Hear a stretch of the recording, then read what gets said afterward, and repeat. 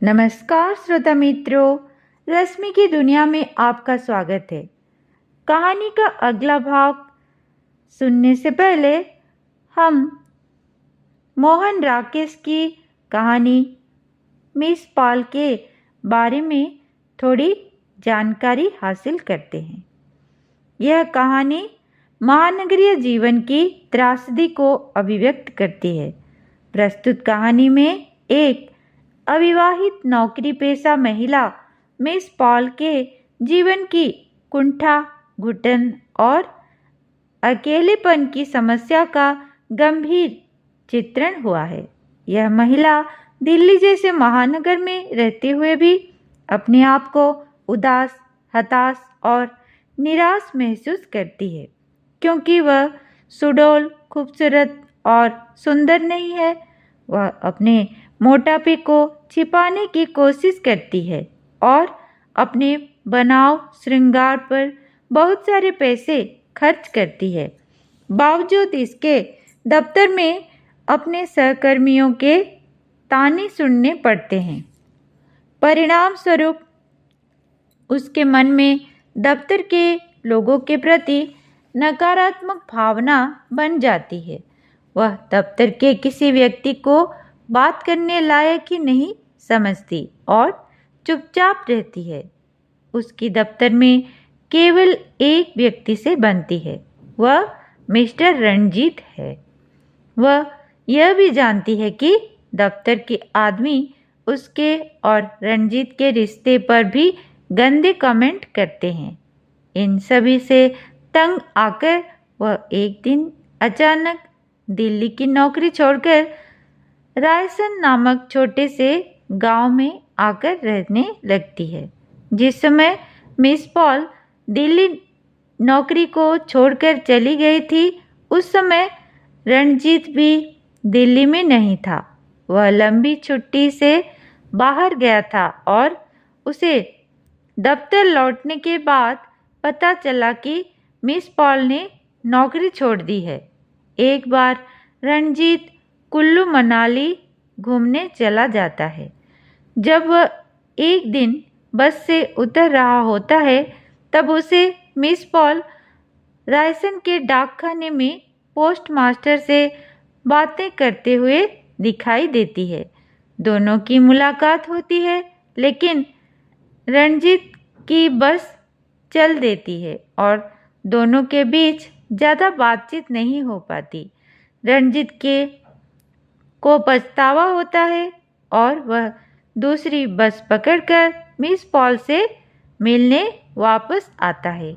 एक लड़का उसे मिस पॉल के घर तक पहुंचाता है।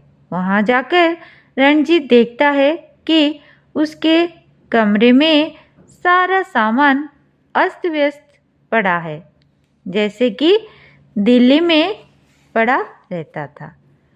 सुनते हैं कहानी का अगला भाग। मिस पॉल मेरी तरफ देख रही थी। शायद वह जानना चाहती थी कि झूले वाले लड़के की बात का मेरे मन पर क्या प्रभाव पड़ा है। तो आगे चले? मुझसे आंखें मिलते ही उसने पूछा। हाँ चलो। मिस पॉल उठ खड़ी हुई।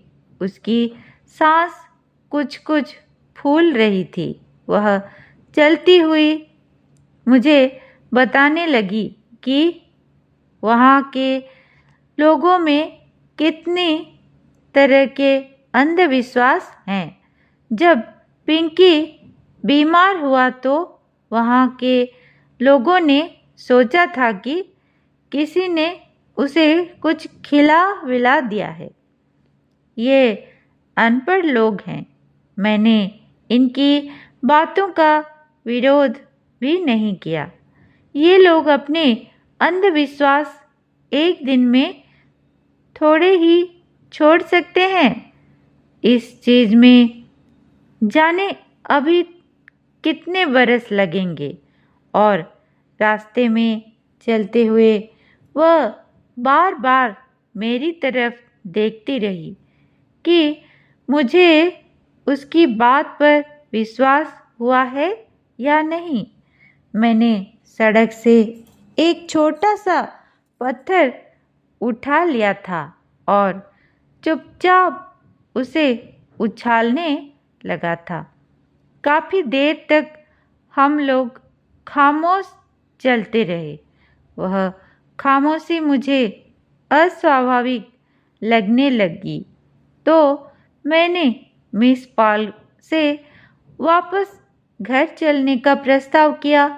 चलो चलकर तुम्हारी बनाई हुई नई तस्वीर ही देखी जाए, मैंने कहा। इन 3-4 महीनों में तो तुमने काफ़ी काम कर लिया होगा। पहले घर चलकर एक एक प्याली चाय पीते हैं, मिस पॉल बोली। सचमुच इस समय मैं चाय की गर्म प्याली के लिए जिंदगी की कोई भी चीज़ कुर्बान कर सकती हूँ। मेरा तो मन था कि घर से चलने से पहले ही एक एक प्याली पी लेते, मगर फिर मैंने कहा कि पोस्टमास्टर से कहने में देर हो जाएगी तो मछली वाला निकल जाएगा। इस बात ने मेरे मन को थोड़ा गुदगुदा दिया कि 3 महीने में आया हुआ पहला मेहमान उस समय मिस पॉल के लिए अपनी तस्वीरों से भी अधिक महत्वपूर्ण है। लौटकर कॉटेज में पहुंचते ही मिस पॉल चाय बनाने में व्यस्त हो गई। वह आते हुए काफ़ी थक गई थी क्योंकि जरा सी चढ़ाई चढ़ने में ही उसकी सांस फूलने लगती थी, मगर वह जरा देर भी सुस्ताने के लिए नहीं रुकी। चाय के लिए उसकी यह व्यस्तता मुझे बहुत अस्वाभाविक लगी, शायद इसलिए कि मुझे खुद चाय की ज़रूरत महसूस नहीं हो रही थी। मिस पॉल इस तरह चम्मचों और प्यालियों को ढूंढने के लिए परेशान हो रही थी जैसे उसके 10 मेहमान चाय का इंतज़ार कर रहे हो और उसे समझ न आ रहा हो कि कैसे जल्दी से सारा इंतज़ाम करे। मैं घूमकर कमरे में और बरामदे में लगी हुई तस्वीरों को देखने लगा। जिस जिस तस्वीर पर भी मेरी नज़र पड़ी मुझे लगा वह मेरी पहले की देखी हुई है। कुछ बड़ी तस्वीरें थी जो मिस पॉल पंजाब के एक मेले से बनाकर लाई थी। वह अजीब अजीब से चेहरे थे जिन पर हम लोग एक बार फब्तियाँ कसते रहे थे। जाने क्यों मिस पॉल अपने चित्रों के लिए सदा ऐसे ही चेहरे चुनती थी जो किसी न किसी रूप में विकृत हों। मैंने सारा कमरा और बरामदा घूम लिया। 2-1 अधूरी तस्वीरों को छोड़कर मुझे एक भी नई चीज़ दिखाई नहीं दी। मैंने रसोई घर में जाकर मिस पॉल से पूछा कि उसकी नई तस्वीरें कहाँ हैं। अजी छोड़ो भी, मिस पॉल प्यालियाँ धोती हुई बोली। चाय की प्याली पीकर हम लोग ऊपर की तरफ घूमने चलते हैं। ऊपर एक बहुत पुराना मंदिर है। वहाँ का पुजारी तुम्हें ऐसे ऐसे किस्से सुनाएगा कि तुम सुनकर हैरान रह जाओगे। एक दिन वह बता रहा था कि यहाँ कुछ मंदिर ऐसे हैं जहाँ लोग पहले तो देवता से वर्षा के लिए प्रार्थना करते हैं, मगर बाद में अगर देवता वर्षा नहीं देता तो उसे हिडिंबा के मंदिर में ले जाकर रस्सी से लटका देते हैं। है नहीं मज़ेदार बात? जो देवता तुम्हारा काम न करे उसे फांसी लगा दो। मैं कहती हूँ रणजीत, यहाँ लोगों में इतने अंधविश्वास हैं कि क्या कहा जाए। ये लोग अभी तक जैसे कौरवों पांडवों के ज़माने में ही जीते हैं। आज के ज़माने में इनका कोई संबंध ही नहीं है। और एक बार उड़ती नज़र से मुझे देखकर वह चीनी ढूंढने में व्यस्त हो गई। अरे, चीनी कहाँ चली गई? अभी हाथ में थी और अभी न जाने कहाँ रख दी। देखो कैसी भुलक्कड़ हो गई हूँ। मेरा भी तो बस एक ही इलाज है कि कोई हाथ में छड़ी लेकर मुझे ठीक करे। यह भी कोई रहने का ढंग है जैसे मैं रहती हूँ? तुमने यहाँ के कुछ लैंडस्केप नहीं बनाए? मैंने पूछा। तस्वीरें तो बहुत सी शुरू कर रखी है, पर अभी तक पूरी नहीं कर सकी। मिस पॉल जैसे उस मुश्किल स्थिति से बचने का प्रयत्न करती हुई बोली, अब किसी दिन लगकर सब तस्वीरें पूरी करूंगी। तारपीन का तेल भी खत्म हो चुका है। किसी दिन जाकर लाना है। कई दिनों से सोच रही थी कि मंडी जाकर कैनवस और रंग भी ले आऊं, पर यूं ही आलस कर जाती हूँ।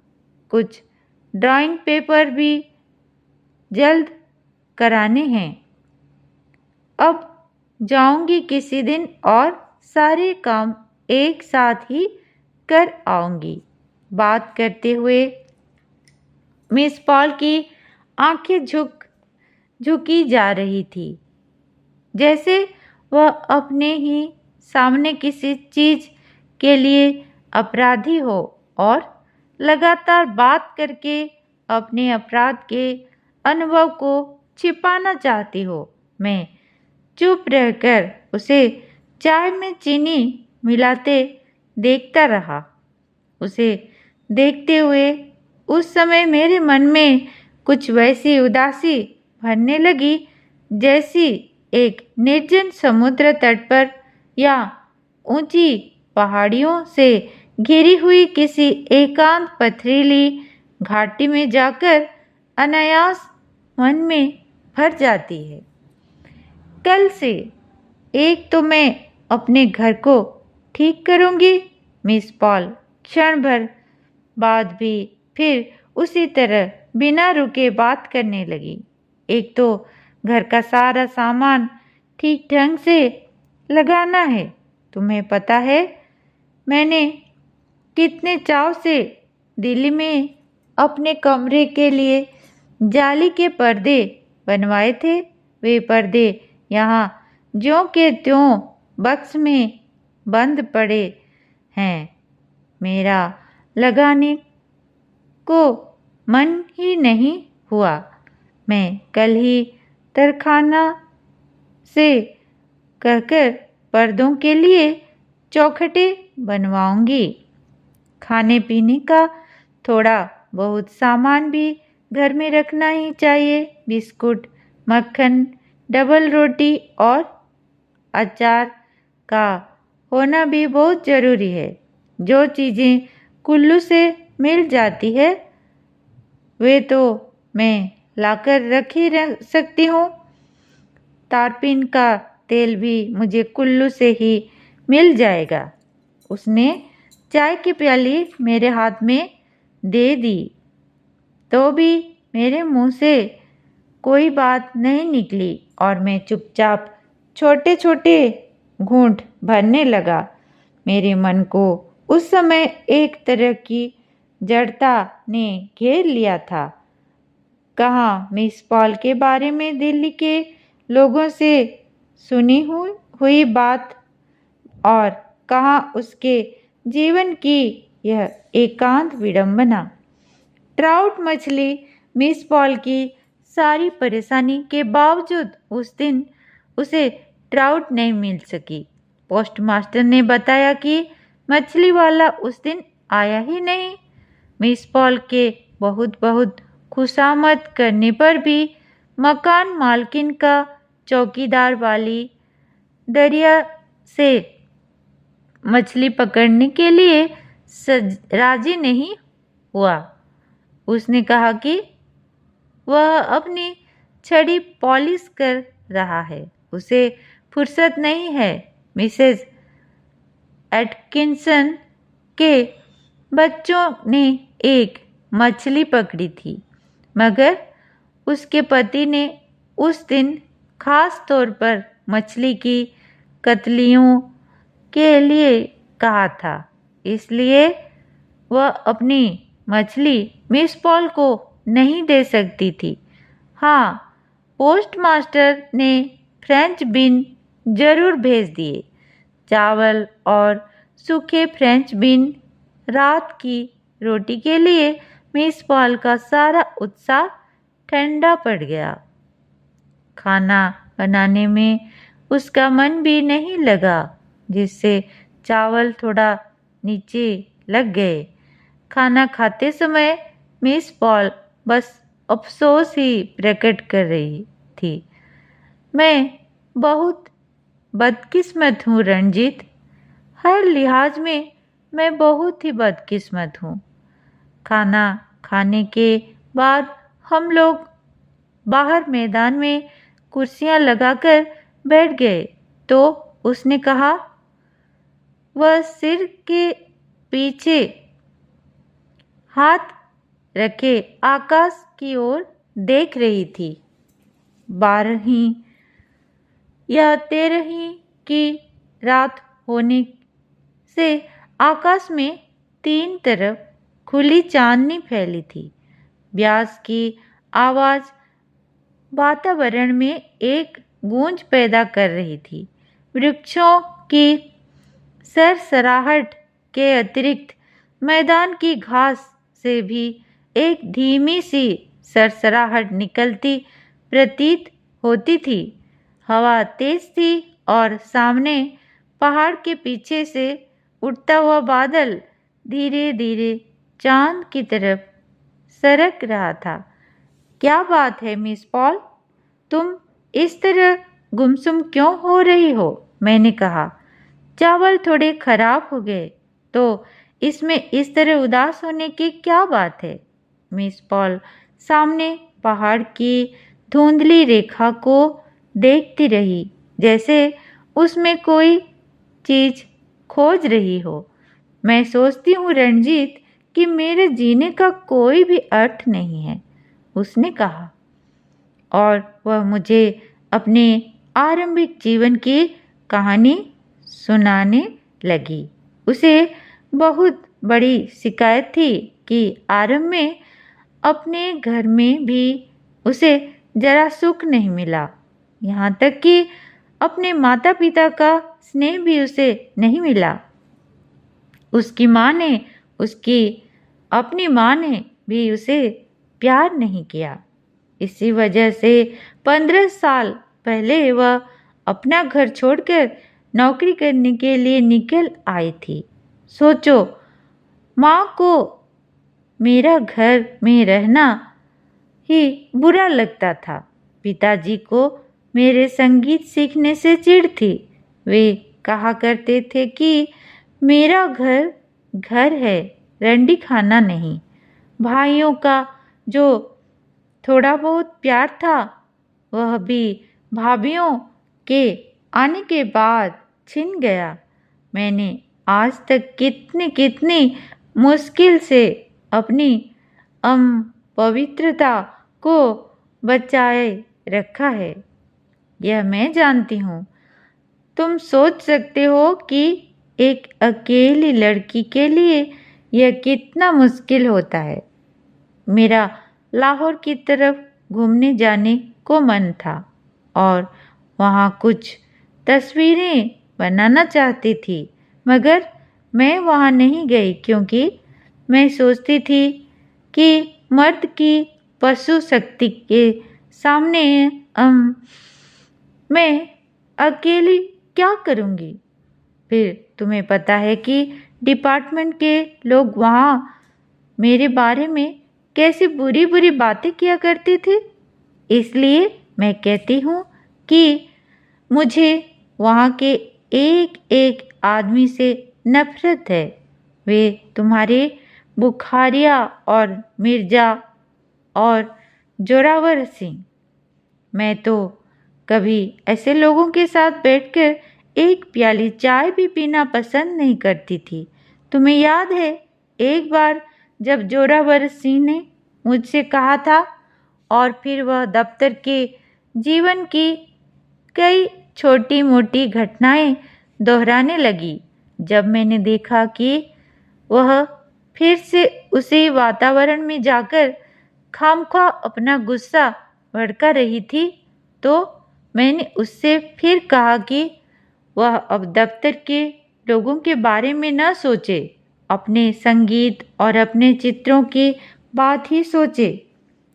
तुम यहाँ रहकर कुछ अच्छी अच्छी चीज़ें बना लो, फिर दिल्ली आकर अपनी प्रदर्शनी करना। मैंने कहा, जब लोग तुम्हारी चीज़ें देखेंगे और तुम्हारा नाम सुनेंगे तो अपने आप तुम्हारी कद्र करेंगे। न मैं प्रदर्शनी अदर्शनी के किसी चक्कर में नहीं पड़ूंगी। मिस पॉल उसी तरह सामने की तरफ देखती हुई बोली, तुम जानते ही हो इन सब चीज़ों में कितना पॉलिटिक्स चलती है। मैं उस पॉलिटिक्स में नहीं पढ़ना चाहती। मेरे पास अभी 3-4 हजार रुपये हैं, जिनसे मेरा काफ़ी दिन गुजारा चल जाएगा। जब ये रुपए चुक जाएंगे तो। और वह जैसे कुछ सोचती हुई चुप कर गई। मैं आगे की बात सुनने के लिए बहुत उत्सुक था, मगर मिस पॉल कुछ देर बाद कंधे हिलाकर बोली, तो भी कुछ न कुछ हो ही जाएगा। अभी वह वक्त आए तो सही।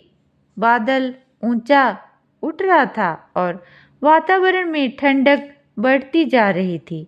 जंगल की तरफ से आती हुई हवा की गूंज शरीर में बार बार सिहरन भर देती थी। साथ के कॉटेज में रेडियो पर पश्चिमी संगीत चल रहा था। उससे आगे के कॉटेज में लोग खिलखिलाकर हंस रहे थे। मिस पॉल अपनी आंखें मूंदे हुए मुझे बताने लगी कि होशियारपुर में उसने भृगु संहिता से अपनी कुंडली निकलवाई थी। उस कुंडली के फल के अनुसार इस जन्म में उस पर यह शाप है कि उसे कोई सुख नहीं मिल सकता, न धन का, न ख्याति का, न प्यार का। इसका कारण भी भृगु संहिता ने में दिया था। अपने पिछले जन्म में वह सुंदर लड़की थी और नृत्य, संगीत आदि कलाओं में बहुत पटु थी।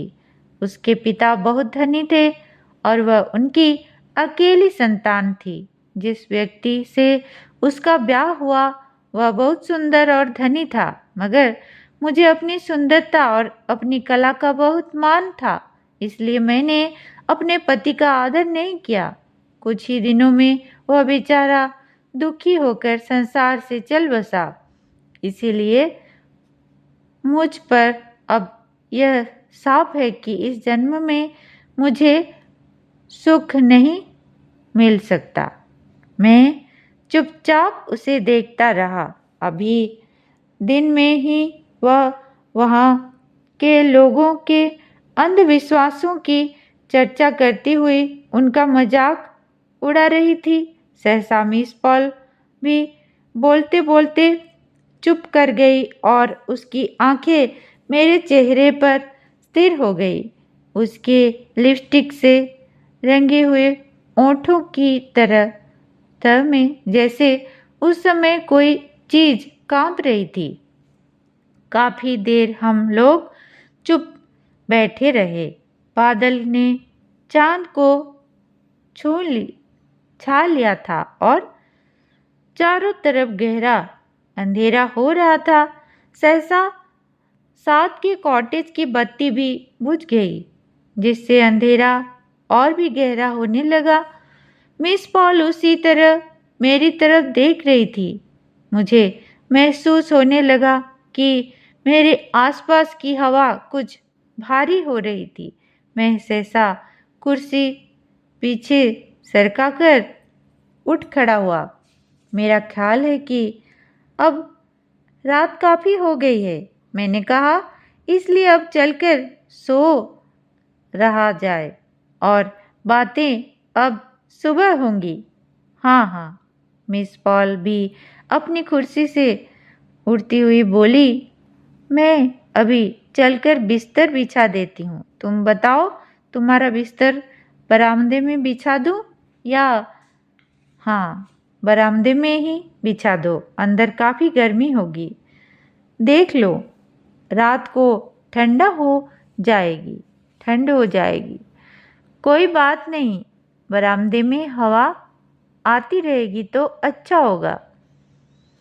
और बरामदे में लेटे हुए मैं देर तक जाली के बाहर देखता रहा। बादल पूरे आकाश में छा गया था और दरिया का शब्द बहुत पास आया सा लगता था। जाली से लगा हुआ मकड़ी का जाला हवा से हिल रहा था। पास की कोई चूहा और चीज कुतर रहा था। अंदर कमरे से बार बार करवट बदलने की आवाज़ सुनाई दे जाती थी। रणजीत, अंदर से आवाज़ आई तो मेरे सारे शरीर में एक सिहरन भर गई। मिस पॉल, सर्दी तो नहीं लग रही? नहीं, बल्कि हवा है, इसलिए अच्छा लग रहा है। और तभी टप टप टप टप मोटी मोटी बूंदें पड़ने लगी। पानी के बौछार मेरे बिस्तर पर आने लगी तो मैंने करवट बदली। बरामदे की बत्ती मैंने जलती रहने दी थी, इसलिए कई चीज़ें इधर उधर बिखरी नजर आ रही थी। बिस्तर बिछाते समय मिस पॉल को घर की काफ़ी उथल पुथल करनी पड़ी थी। मेरी चारपाई के पास ही एक तिपाई औंधी पड़ी थी और उससे जरा आगे तस्वीरों के कुछ एक फ्रेम रास्ते में गिरे थे। सामने के कोने में मिस पॉल के ब्रश और कपड़े एक ढेर में उलझे हुए पड़े थे। अंदर की चारपाई चिरमिराई और लकड़ी के फर्श पर पैरों की धप धप आवाज़ सुनाई देने लगी। फिर सुराही से चुल्लू में पानी पीने की आवाज़ आने लगी। रणजीत, मिस पॉल, प्यास तो नहीं लगी? नहीं। अच्छा, सो जाओ। कुछ देर मुझे लगता रहा जैसे मेरे आसपास एक बहुत तेज सांस चल रही है, जो धीरे धीरे दबे पैरों सारे वातावरण पर अधिकार करती जा रही है और आसपास की हर चीज अपने पर उसका दबाव महसूस कर रही है। पानी की बौछार कुछ धीमी पड़ने लगी तो मैंने फिर से जाली की तरफ करवट बदल ली और पहले की तरह ही बाहर देखने लगा। तभी पास की ही झन्न से किसी चीज की गिरने की आवाज़ सुनाई दी। क्या गिरा है रणजीत? अंदर से आवाज़ आई। पता नहीं, शायद किसी चूहे ने कुछ गिरा दिया है। सचमुच मैं यहाँ चूहों से बहुत तंग आ गई हूँ।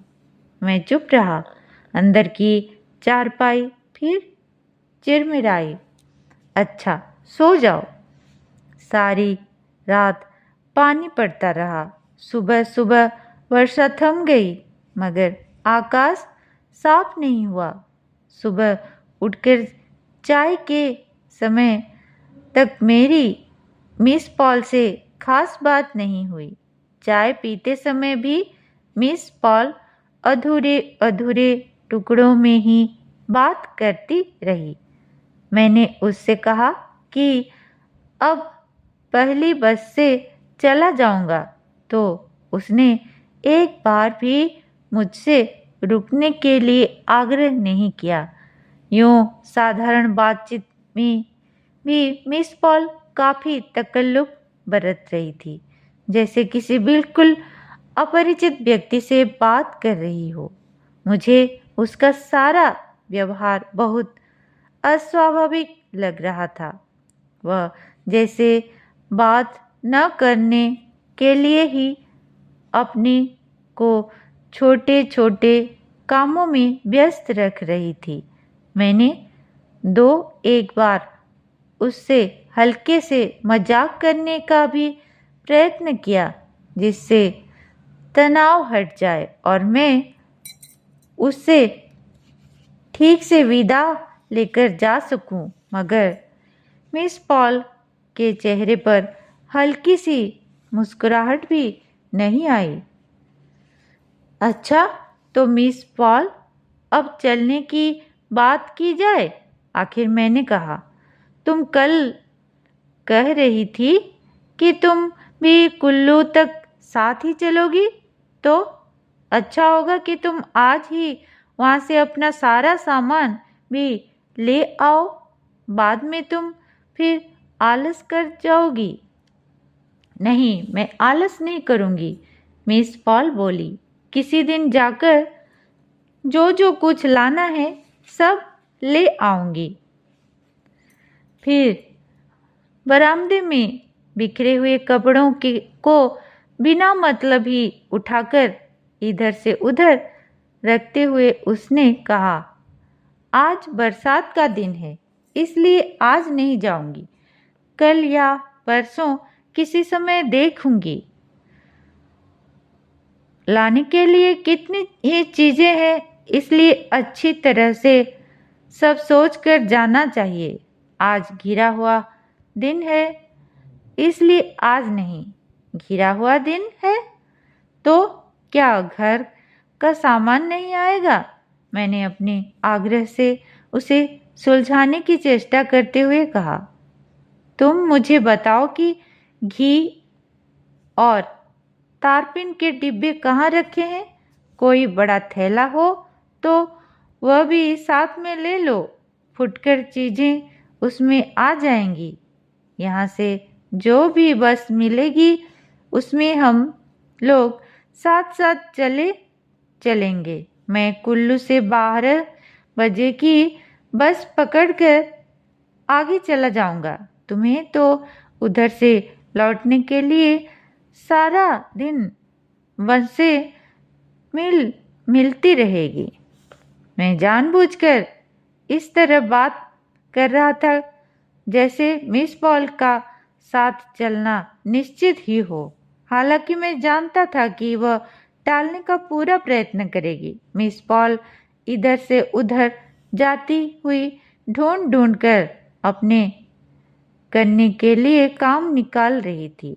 उसके चेहरे से लग रहा था जैसे मेरी बातें उसे बिल्कुल व्यर्थ लग रही हों और वह जल्द जल्द अपने एकांत में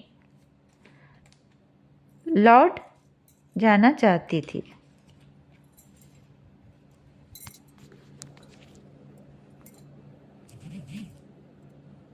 देखो, कभी कभी यहाँ बस में एक भी सीट नहीं मिलती, उसने कहा। 2-2 सीटें मिलना तो बहुत ही मुश्किल है।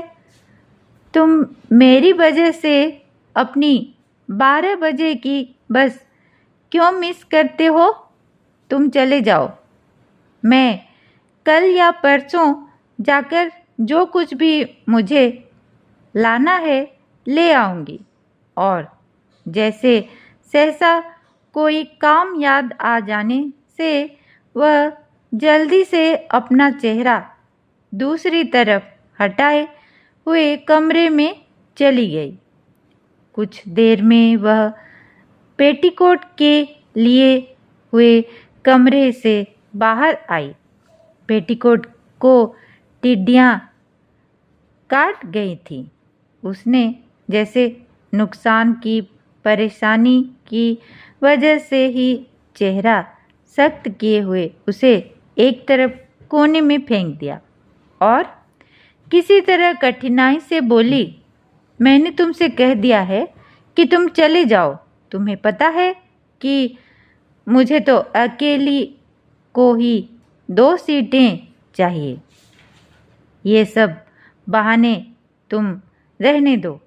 मैंने कहा, एक बस में जगह नहीं मिलेगी तो दूसरी में मिल जाएगी। तुम इधर आकर मुझे बताओ कि वे डिब्बे कहाँ रखे हैं। मिस पॉल शायद ज़्यादा बात नहीं करना चाहती थी, इसलिए उसने मेरी बात का विरोध नहीं किया। अच्छा, तुम बैठो, मैं अभी ढूंढती हूँ, उसने कहा और आंखें बचाती हुई रसोई घर में चली गई। पहली बस में सचमुच हम लोगों को जगह नहीं मिली।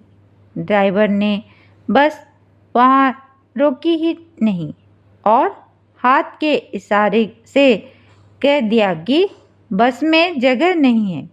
दूसरी बस में भी जगह नहीं थी, मगर किसी तरह कहा-कहाकर हमने उसमें अपने लिए जगह बना ली। मगर हम कुल्लू काफ़ी देर से पहुँचे, क्योंकि रात की बरसात से एक जगह सड़क टूट गई थी और उसकी मरम्मत की जा रही थी। हमारे कुल्लू पहुँचने के लगभग साथ ही 12 बजे की बस भी मनाली से आ पहुँची। 11:45 हो चुके थे। मैंने अंदर जाकर अपने सामान का पता किया, फिर बाहर मिस पॉल के पास आ गया। मिस पॉल ने खाली डिब्बे अपने दोनों हाथों से संभाल रखे थे। मैं डिब्बे उसके हाथों से लेने लगा तो उसने अपने हाथ पीछे हटा लिए। चलो, पहले बाजार में चलकर तुम्हारा सामान खरीद लें, मैंने कहा। अब सामान की बात रहने दो, उसने कहा। तुम्हारी बस आ गई है, तुम इसमें चले जाओ। सामान तो मैं किसी भी समय खरीद लूँगी। तुम्हें इसके बाद फिर किसी बस में जगह नहीं मिलेगी। 2 बजे की बस मनाली से ही भरी हुई आती है। तुम्हारा एक दिन और यहाँ खराब होगा। दिन खराब होने की क्या बात है, मैंने कहा। पहले चलकर बाजार से सामान खरीद लेते हैं। अगर आज सचमुच किसी बस में जगह नहीं मिली तो मैं तुम्हारे साथ लौट चलूँगा और कल किसी बस से चला जाऊँगा। मुझे वापस पहुँचने की ऐसी कोई जल्दी नहीं है। नहीं, तुम चले जाओ, मिस पॉल हट के साथ बोली। अपने लिए खामखा मैं तुम्हें क्यों परेशान करूं? अपना सामान तो मैं अब कभी भी ले लूँगी, मगर मुझे लगता है कि आज तुम ये डिब्बे इसी तरह लिए हुए ही लौट जाओगी। अरे नहीं। मिस पॉल की आंखें उमड़ आईं और वह अपने आंसुओं को रोकने के लिए दूसरी तरफ देखने लगी। तुम समझते हो, अपने शरीर की देखभाल ही नहीं करती। अगर न करती तो यह इतना शरीर ऐसे ही होता। लाओ, पैसे दो, मैं तुम्हारा टिकट ले आती हूँ। देर करोगे तो इस बस में भी जगह नहीं मिलेगी। तुम इस तरह जिद क्यों करती हो मिस पॉल? मुझे जाने की सचमुच ऐसी कोई जल्दी नहीं है, मैंने कहा। मैंने तुमसे कहा है तुम पैसा निकालो, मैं तुम्हारा टिकट ले आई। मगर नहीं, तुम रहने दो। कल का तुम्हारा टिकट मेरी वजह से खराब हुआ था। मैं फिर तुमसे पैसे किस लिए मांग रही हूँ? और वह डिब्बे वहीं रखकर झटपट टिकट घर की तरफ बढ़ गई। ठहरो मिस पॉल, मैंने असमंजस में अपना बटुआ जेब से निकाल लिया। तुम रुको, मैं अभी आ रही हूँ। तुम उतनी देर में अपना सामान निकलवाकर ऊपर रखवाओ। मेरा मन उस समय न जाने कैसा हो रहा था, फिर भी मैंने अंदर से अपना सामान निकलवाया और बस की छत पर रखवा दिया। मिस पॉल तब तक टिकट घर के बाहर ही खड़ी थी। शनिवार होने के कारण उस दिन स्कूल में जल्दी छुट्टी हो गई थी और बहुत से बच्चे बस्ते लटकाए सुल्तानपुर की पहाड़ी से नीचे आ रहे थे। कई बच्चे बस की सवारियों को देखने के लिए वहाँ आसपास जमा हो रहे थे। मिस पॉल उस समय प्याजी रंग की सलवार कमीज पहने थी और ऊपर काला दुपट्टा लिए थी। उन कपड़ों की वजह से उसका शरीर पीछे से और भी फैला हुआ लगता था। बच्चे एक दूसरे से आगे होते हुए टिकट घर के नज़दीक जाने लगे। मिस पॉल टिकट घर की खिड़की पर झुकी हुई थी। एक लड़के ने धीरे से आवाज़ लगाई, कमाल है भाई, कमाल है। इस पर आसपास खड़े बहुत से बच्चे हंस दिए। मुझे लगा जैसे किसी ने मेरे भारी मन पर एक और बड़ा पत्थर डाल दिया हो। बच्चे सबके सब टिकट घर के आसपास जमा हो गए और आपस में खुसर फुसर कर रहे थे। मैं उनसे कुछ कह भी नहीं सकता था क्योंकि उससे मिस पॉल का ध्यान खामखा उनकी तरफ चला जाता। मैं उधर से अपना ध्यान हटाकर दरिया की तरफ से आते हुए लोगों को देखने लगा। फिर भी बच्चों की खुसर फुसर मेरे कानों में पड़ती रही। दो लड़कियां बहुत धीरे धीरे आपस में बात कर रही थी। मर्द है, नहीं औरत है। तू सिर के बाल देख, बाकी शरीर देख। मर्द है। तू कपड़े देख और सब कुछ देख, औरत है। आओ बच्चों, आओ पास आकर देखो। मिस पॉल की आवाज़ से मैं जैसे चौंक गया। मिस पॉल टिकट लेकर खिड़की से हट आई थी। बच्चे उसे आते देखकर आ गई कहते हुए भाग खड़े हुए। एक बच्चे ने सड़क के उस तरफ जाकर फिर जोर से आवाज़ लगाई, कमाल है भाई, कमाल है। इस पर मिस पॉल सड़क पर आकर कई कदम बच्चों के पीछे चली गई। आओ बच्चों, यहाँ हमारे पास आओ, वह कहती रही। हम तुम्हें मारेंगे नहीं, टॉफियाँ देंगे, आओ। मगर बच्चे पास आने के बजाय और भी दूर भाग गए।